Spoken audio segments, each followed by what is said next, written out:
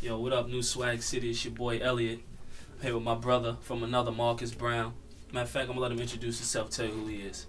Well, 3-time Golden Glove champion, 2-time PAO national champion, ranked #1 in the country at 178 pounds. Well, yeah, Marcus Browne, that's me. Park Hill, stand up. Respect, respect. That's what I like to hear, man. So, boxing wise, like, what really influenced you to really want to do this boxing? A friend of mine that passed away, rest in peace, Nawachi Hartley. I was 13 at the time when I seen him. I used to see him walking to the gym with his gym bag on his shoulder, and people used to tell him, people used to talk about him and say that he was speedy, he was this, he was strong, he used to knock people out. So I took it upon myself to one day literally follow this guy to the gym, and that one day I followed him to the gym. I met my trainer, Gary Stark Sr. I told him I wanted to fight. I didn't even know what sparring was at the time. He put me in there with a kid. Kid dropped me with a body shot. I started crying. And Nawachi told me to get back up and do what I do. And I started going back ever since. And yeah, now we're here. I'm 21 years old now. I was 13 back then. Okay, you're 21, so you grew up in the 90s. Like, what was it like growing up in the land of the wool? In the environment, like, oh man, child, like, it was great because we had people like Raekwon, Met the Man, Ghostface always around. Park Hill days were a great experience to see all those people come show love. Just what I mean, I seen Mr. Cheeks. You know what I mean? So I mean, it was definitely great. It was definitely a great thing.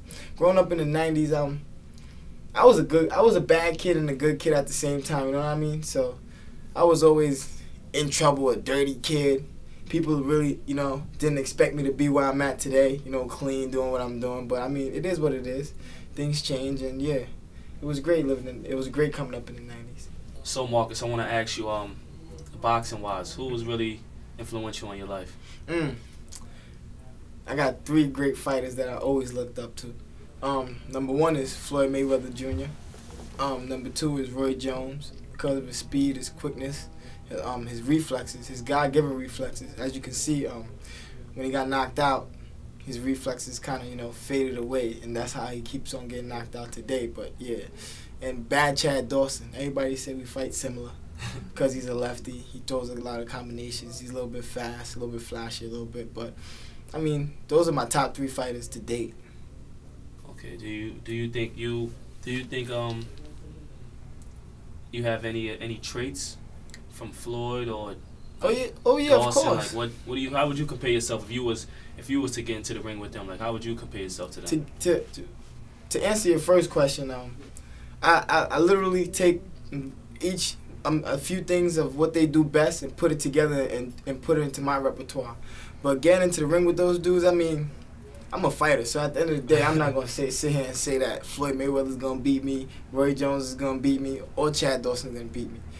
If I get in the ring with them, I'm going to try to knock them out just like they're going to try to knock me out. At the end of the day, it is what it is. I believe in myself 1,000%, and hopefully they believe in themselves 1,000% when they're in the ring with me at that point in time.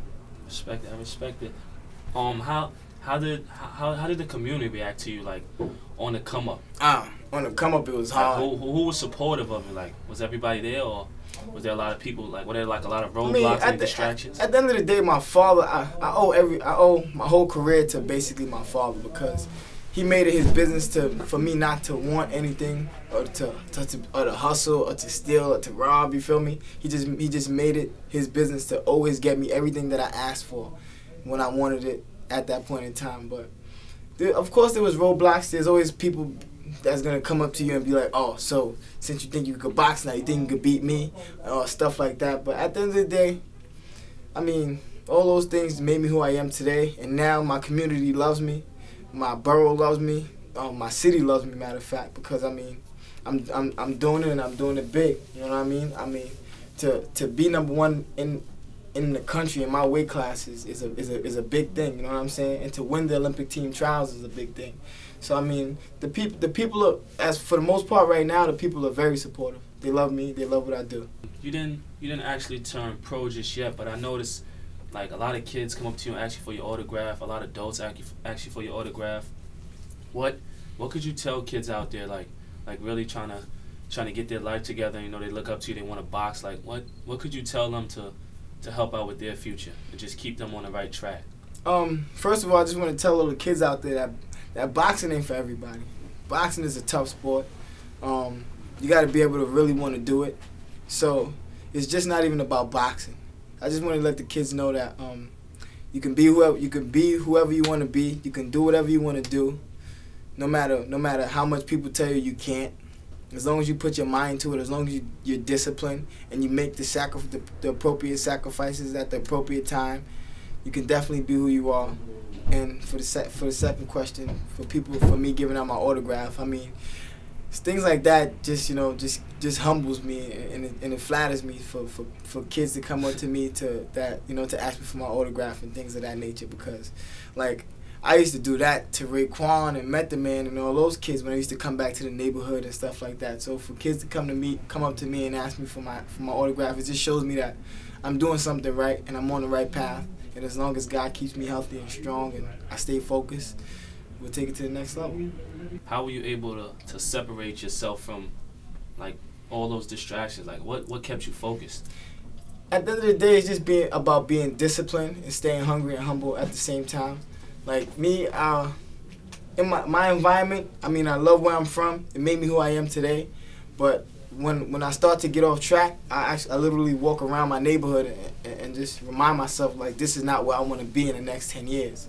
So at the end of the day, that right there in itself just motivates me to keep on going and keep on fighting and keep on doing what I'm doing, because I don't want to be there in the next 10 years. It made me who I am, yes. I love it and I appreciate them for that, but I don't want to be there for the rest of my life, and I'm making it my business not to be there. I know a boxer's workout regimen is like pretty tough as far as training wise. And Muhammad Ali, I know he did a lot of work like reps with his abs and stuff like that. And when asked about it, he once responded like he doesn't start counting until it hurts. Mm-hmm. What are some of your techniques that you do or you use? Oh man, me, I just I wake up in the morning. I run 6.5 miles, maybe 5.5, depending on how I'm feeling that day. I got a new personal strength and conditioning coach. His name is Luis Ruiz. Shout out to you. He got me in phenomenal shape. I'm feeling like the strongest I've ever been in my life, the fastest, the sharpest actually. And then after that, I'll just go to the gym, 5 o'clock, from 5 to 8, 3 hours. Work with my trainer, Gary Stark Sr.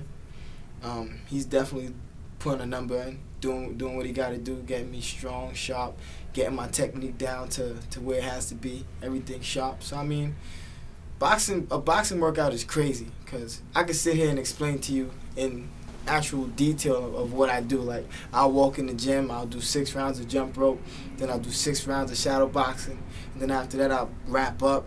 Either I'll do 6 rounds on the pads or 8 rounds on a heavy bag.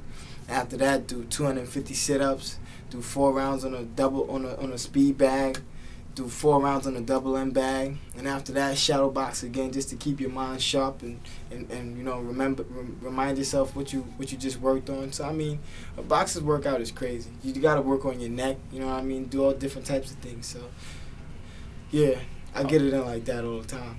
Okay, you got some of your belts here. Would you be able to break them down for us and explain like what they came from, what they stand for? This right here, this is when I was actually 165. This is the Metros, the New York City Metros. I actually won this tournament twice. This right here is the 2008 PAO Nationals. Actually won this tournament twice. This is the 2010 PAO Nationals. This is my ticket to the Olympic team trials actually. And after that, I won the Olympic team trials. So yeah, that was great.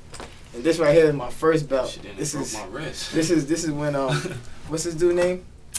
That got the spinning belt on wrestling. I forgot his name. John Cena. There we go. This is when John Cena was the man in 2007, and that's when this first came out. So I was excited to win this. I was 16 years old at the time. So I mean, these are just a few of many accomplishments that I've achieved. But I mean, it's great.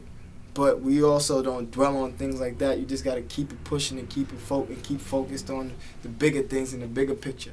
So yeah. Yo, Marcus, man, I appreciate you coming through, man. Most It's always definitely. a pleasure, my brother. Most Knew definitely. you for a long time, my Most guy. definitely. Let's tell the people out like how they can contact you as far as like Twitter, Facebook. On Twitter, you could contact me at Marcus_Browne with an E. Same thing on Instagram at Marcus Browne _ with an E. You could go on Facebook. You could type in my name, Marcus Browne. It'll pop up. Always add the E at the end. It's not a regular. It's not the color brown. It's brown with an E. But don't call me Brownie. You might get punched.